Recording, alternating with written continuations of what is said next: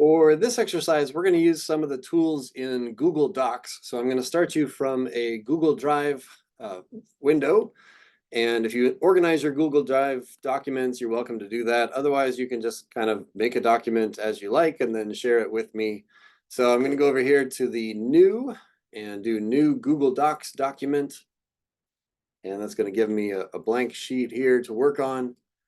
And first trick we're going to work with is the voice, what do they call it? The voice typing option. So on the tools menu, I'm going to go to voice typing and I'm going to enable that. And it's giving me this little microphone here. And I have to enable that. I have to turn it on so that it starts recording. This is an option. I'm not going to force you to use this, but I think what I want to kind of explore with this exercise is I think it might be easier if you practice explaining, if you say the words for what you're trying to convey. I think that's maybe a more natural process than thinking in terms of text. So a lot of times you sit down with a paper and you get your paper and your keyboard and you're trying to get the words out, but it might be more natural for you to do it by speaking. So the other part of the exercise is we're going to basically do a short piece of writing that kind of models the scientific method. So I want to give you an example. I'll use one from my lab research experience where I was trying different method to clean the DNA after a PCR process. So again, less emphasis on what I'm telling you that happens and more emphasis on fitting the right components in here. So I'm really going to wing it. We're going to hope this goes pretty well. Here we go. So click to speak and allow research. Yes, I do. Okay, so permissions, of course. All right, new line. All right, we're going to keep going. Okay, so in my lab research, I get to the point where I have DNA as a result of doing PCR or polymerase chain reaction. And for the next step, I need to submit clean DNA. And some of the contaminants in the PCR reaction are primers and enzymes that are left over from the PCR reaction. So what I need to do is clean it so it's more purified DNA. The options that I've used in the past include a kit. So there's a kit where you can buy something that's got plastic and membranes, and the DNA sticks to the membranes, and you wash the liquids over that, and it basically purifies the DNA doing that. It's kind of expensive, and it's been mentioned in the literature that the yield is a little bit lower doing the kit. And what I'd like to do is maybe a little bit faster process where I'm purifying it with precipitation. So you can add ethanol or other alcohols to a liquid, and if there's DNA in that, it actually causes the DNA to precipitate or become a solid. And this is also a well-known process. I haven't had the best success with it in the past, but I'm excited to give it another shot. So what I did was I bought an enzyme that enables this to happen. Sorry, not even an enzyme. I bought a mixture of basically a salt, and I'm going to combine that with ethanol and use that to precipitate. So I did that and explored the yields. So as my results, I'm going to kind of evaluate the yield of DNA that came out. And I got way more DNA. I don't have it quantified for us here, but let's say I had 4 times as much DNA that came out the back end. And it came out at very high quality. So a couple of objectives that I was trying to accomplish were both done as a result of that, trying the new mixture. So I plan to do that in the future. What I've done is I've saved money and I've saved time. And I've also got a technique that's probably a little bit more user-friendly for students to work with. So big accomplishment there, and I'll keep using that into the future. Okay, so back to narrating. Clearly, I don't have a ton of practice at this, and I don't know what words to say to insert a period and so on, so that is going to be an issue.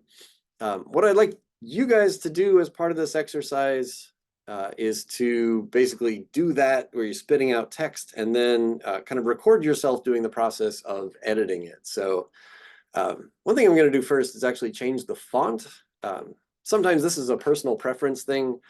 Uh, as I'm looking at the screen here, I find it's much more readable to use, this is a serif font where the letters have a little bit of a flourish on the ends of them.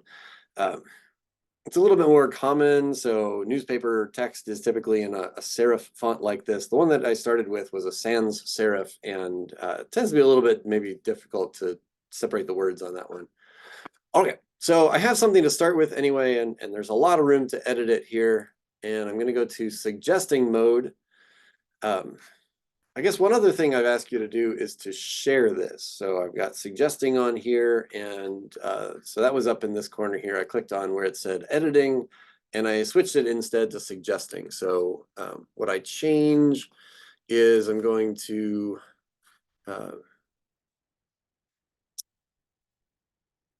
keep it where it keeps track of changes that I make. So as I make a change, it scratches out what I had previously. It keeps track of that. But it also keeps track of the new text. So depending on how much you have to change, this might end up looking a little clunky. Maybe I'll show you how it looks in Word as a contrast. But at this point, I don't know how to get a different way to look at this. All right, so that was the editing to suggesting box here. There's also the share option here. I guess I have to name it. So this is going to be, let's see, scientific method, writing. I forget, I've actually asked you to name this, but I forget what I told you to put on for the file name. So if you want to add somebody, I'm going to add our department chair here, Dr. Katovich. If you enter somebody in the UW system, I think it might remember them, or certainly you can paste in the email address that I gave you. So mine, tipperyn@uww.edu. When you do that, and you click on the full email address, it gives you this little window here, and you can give somebody permissions either just to view, just to comment, or full editing permission. And so we're going to give this person editing permission. I'm not going to send this on to Dr. Katovich because I don't want to bother him with it, but you would do send to add me as your collaborator on this. So again, don't worry about maybe having a clunky document to begin with. I'm not going to judge you for that part. I'd like to think that we're on a team making improvements to these documents. So I'm more interested in the final product. Okay, so I didn't add anybody, but you should add me as a collaborator on your document. So I kind of in my mind, I had an idea of what I wanted to convey as I started this. So I did have kind of background. And maybe I'll even highlight those sections as it is. Okay. Okay. So here we go. I've got background, a lot of text devoted to the background. Maybe took me a little while to get started. Methods. I started with this, what I did.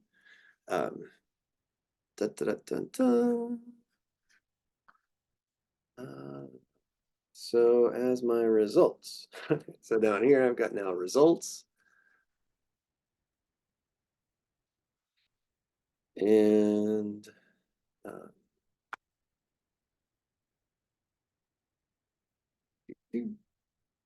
I'll say this discussion.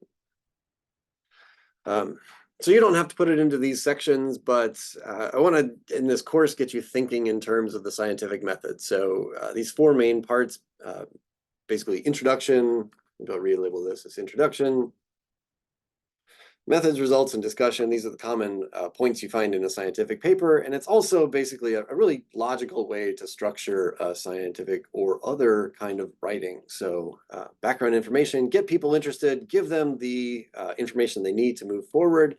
Methods, specifically about what was done, results of doing the methods, and then an interpretation of your results for the discussion. Okay, so let me see if I can do this a little bit quickly, get to the point where I have DNA. So I'm throw some some punctuation in there. It's still pretty long sentence. In my lab research, I get to the point where I have get to the point where, take that out, I have DNA as a result of doing PCR. So I think what I meant to do here is kind of put the abbreviation after the text. Something common like PCR. If you have a phrase that you're using over and over again and you want to abbreviate that, it's sometimes important to spell that out. Um, Something like DNA is so commonly used that people generally agree you don't have to mention what DNA stands for, deoxyribonucleic acid. Um, but for a non-specialty audience, they might have a question what PCR is. So maybe when in doubt, good to kind of remove all doubt if you can. I have DNA as a result of doing polymerase chain reaction. It's kind of a personal narrative here, so it might be important to kind of switch this to um, a little more objective. So we could switch that all over as a result of doing polymerase chain reaction.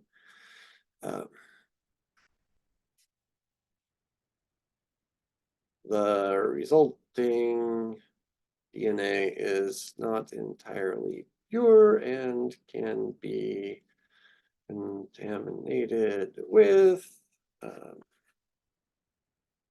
primers and enzymes.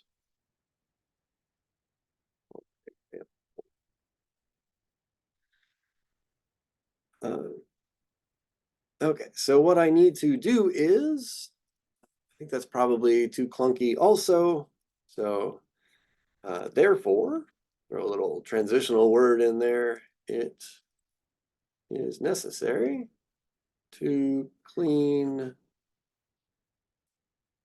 the DNA so that it's more purified. What I really should have said here is so that it can be used effectively in downstream techniques, etc. Okay. The options that I've used in the past. So I think maybe you're getting a sense as I do this for the language I use as I'm kind of doing this stream of consciousness is not super exact. And what I'd like to change is just to make it a lot tighter. So the options I've used in the past, again, this is more about me, but I want to try to make it more objective. So um, you could say there are a variety options for cleaning PCR products, including, uh, let's see, kits that got plastic and membranes.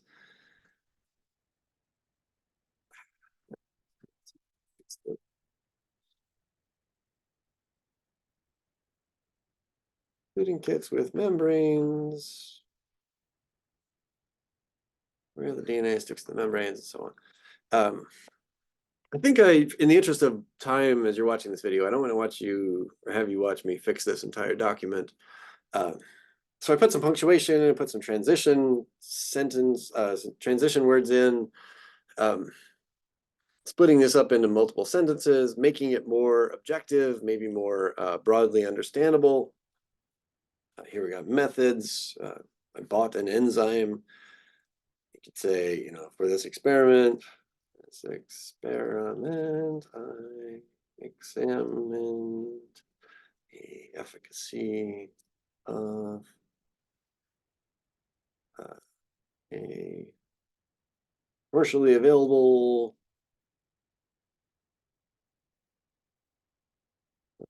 said a bunch of words I shouldn't have said here. So salt solution, and actually more specifically, this was ammonium acetate. Sorry, change it while you're in the fixing part. It doesn't treat it as text. Ammonium acetate solution. Okay, I examined the efficacy of a commercially available ammonium acetate solution and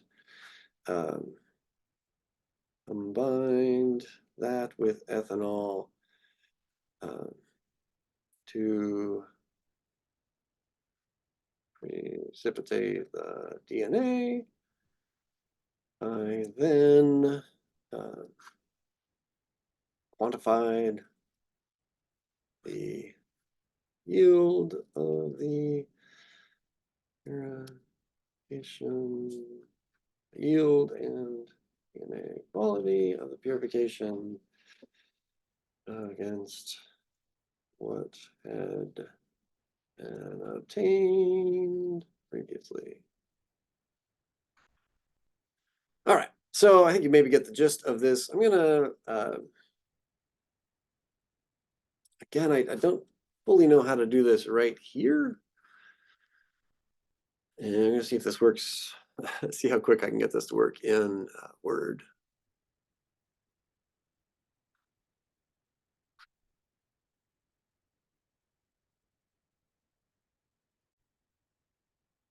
Okay, so I skipped a little bit of time. It took a while for this program to load. Now we're in the desktop version of Microsoft Word. And this also highlights that the tracked changes come through very cleanly into Microsoft Word. So what we did is suggestions in Google Docs become tracked changes. And we've also got a nice example here of a little bit of a formatting quirk. So it's got a font here that's different from the other font, and that's not the font that I had in the original document. Honestly, it's like there's always got to be something. So we can change that and make all the fonts work together. What I wanted to show was that in Word, maybe you can do this in Google Docs, but I know you can do it in Word. Under the, let's see, the track changes zone, I went to the review tab, and then in track changes, you can do all markup, no markup, or original, or simple markup. And so you can actually, sorry, am I in the right place? Ooh, simple markup, great. You can have it where it actually shows the document as it exists. Let's see, simple markup. Maybe we'll do that one. So it's keeping track of my changes, but not messing up the text. If you're doing a whole lot of edits, you might want to do something like this where you're kind of masking the changes from yourself. Let's just make sure that it's keeping track of everything. So let's do something in the discussion. Couple of objectives. There were two main goals to this experiment. Firstly,